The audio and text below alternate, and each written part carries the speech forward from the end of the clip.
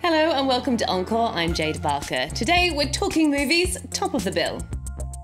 In a world of his own, the high priest of whimsy, Wes Anderson is back with his 8th film, The Grand Budapest Hotel. The quirky director even creates his own country for the ramshackle adventure. Delve with us into a world where solitude and savagery rule. We talk to director Guillaume Vincent about his documentary Land of the Bears and why he decided to make it in 3D. And the story of strong-willed women. We take a look at family drama Osage County as it hits French cinema screens with Oscar-nominated roles for its leading ladies, Julia Roberts and Meryl Streep.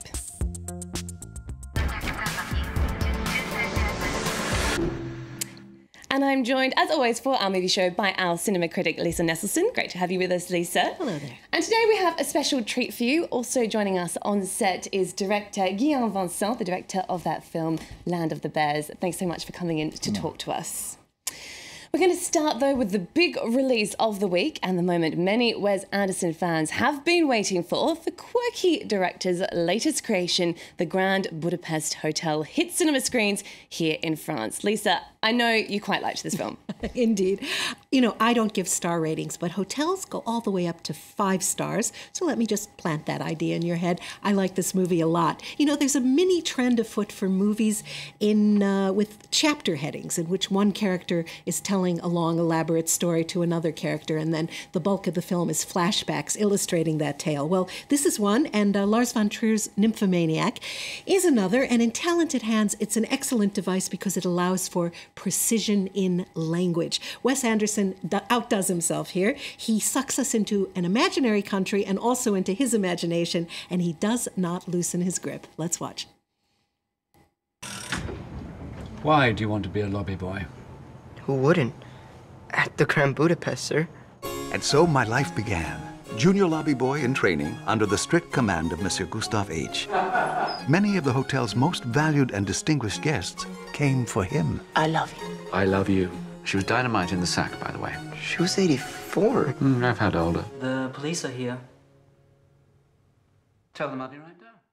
It certainly conjures a lost world, as we just got a glimpse of there. It actually spans several decades in the film. It's quite a lot for the film to really cover. And he created his own country, as I mentioned before.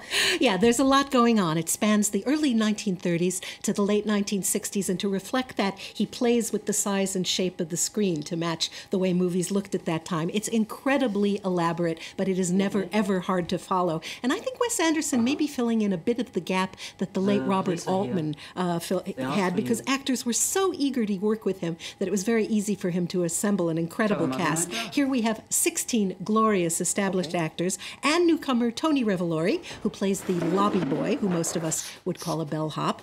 It's melancholy and bittersweet, but believe me, it's a joy to watch, and I'm not the only one who thinks so, because the jury at the Berlin International Film Festival gave this film a Silver Bear, the Grand Jury Prize, just a few weeks ago, and here are some of the star-studded cast speaking about that at the festival. I was sent an amazing screenplay written by Wes, which was unlike anything else I'd ever read. And the first time he sent it, you said to me, "What part would you like to play?" That one, please. Madame D is what I look like when I don't put on all this makeup. I am, you know, very, very, very, very old. We are promised very long hours and low wages. Well, the film certainly dazzles and delights, as if it's been liberated from the pages of a beautifully illustrated storybook, not too far from the truth. Anderson says his inspiration came from the writings of the late Stefan Zweig. It comes from Zweig. It's really more or less plagiarism. It's his introduction to Beware of Pity that we have adapted into our film. All right, just quickly, Vincent, Guillaume, sorry, are you a fan of Wes Anderson films? Yeah, a lot. Especially Life Aquatic. It's kind of a wildlife movie in a way. So. Yeah, all right. Well, let's talk about your film now. And it's rather different from Wes Anderson's flick, but it also captures the ethereal and beautiful world. This is not a fantasy world, though. It's a documentary about brown bears set in a remote corner of Siberia. Let's take a look.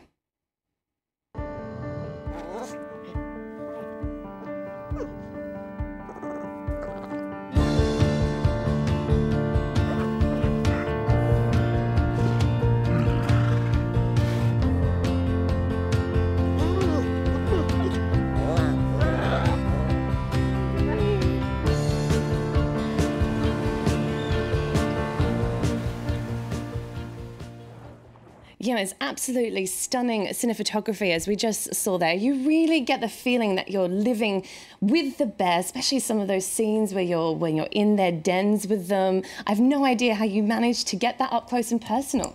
The idea was to be in the reality and also not to use any long lenses, only short or middle lenses, so that when the viewer has the impression of being at 2 meters of the bears, that's because we were at 2 meters of the bears.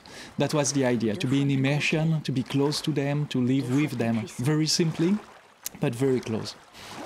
Such a remote and also cold part of the world. Can you tell us more about what the filming was like? You'd get up in the morning, and what was a typical day like? But the first thing was to get there.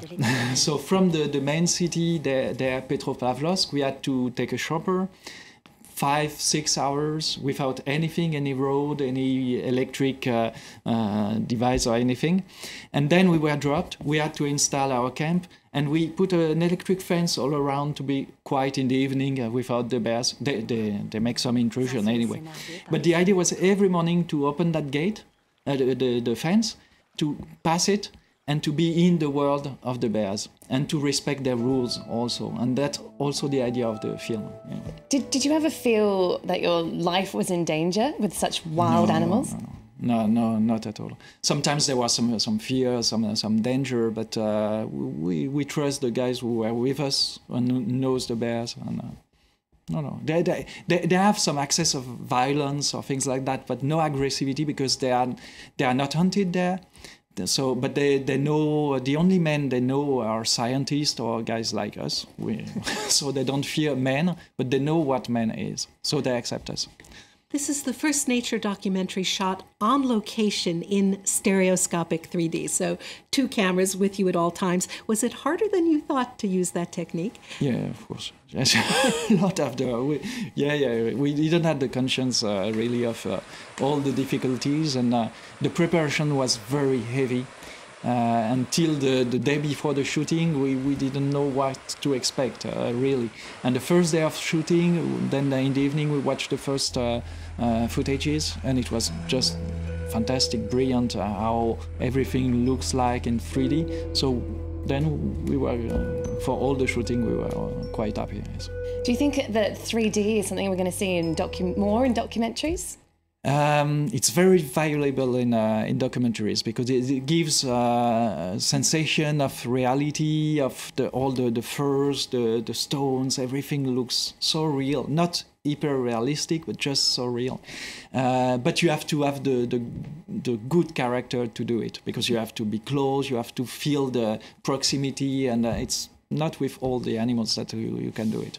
Okay, well, the documentary is actually narrated in French by Marion Cotillard. Why did you choose her?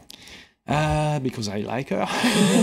Because I like a lot her voice, the discretion, the softness in the voice she has, and I wanted a woman also, an actress, to do it, because there is kind of cliche. It has to be a man, and the man is the wisdom, the knowledge, and things like that. I don't like that cliche, so I wanted a woman, and I wanted especially Marion Cotillard.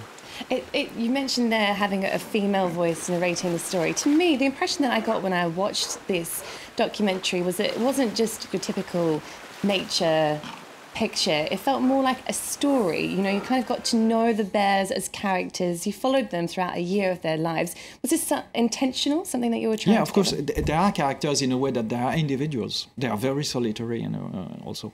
But there are characters, but we don't give them names, or we don't force the narration. It's just natural, the natural course of life. And in the nature, you have some characters, naturally, and especially that young bear who has to face the world by his own. Okay, well, we have to leave it there, I'm afraid, but thank you so much, Guillaume Vincent, for coming on the set and talking to us about your documentary. Just a reminder, Terre des Ours, or Land of the Bears, as it's called in English, is out now in France and soon to be released worldwide. Thanks also, of course, to our film critic Lisa Nesselson for joining us, as always. And thank you to you two for tuning in. Just before we go, there's time to mention one last movie. Also out this week in France is Oscar-nominated Osage County, based on the award-winning play by the same name. The family drama, directed by John Wells, features a star-studded cast and really questions the notion that getting together with your family can be fun. Meryl reigns supreme as the manipulative, monstrous matriarch, and she says many viewers will be able to relate to the dysfunctional family depicted. We've all been at holiday dinners where grown children come home to the family house where they haven't lived since they were children, and they bring their spouses, and there are multiple generations, and everyone is very, very well behaved for 2 courses of the meal.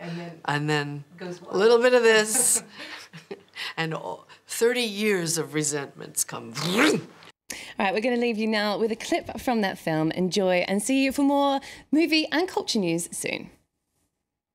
So, I'm curious, you don't eat meat of any kind? Right. When you eat meat, you ingest an animal's fear. Ingest what? Its fur? Fear. You can't eat fear. Our kid is trying to deal with this madhouse you've dragged her into. This madhouse is my home. Yeah, think about that statement for a second. I have an Indian in my house. They're called Native Americans, Mom. They aren't any more native than me. In fact, they are. Just call the dinosaurs Native Americans. Special event. Join France 24 in an exploration of Mediterranean agriculture.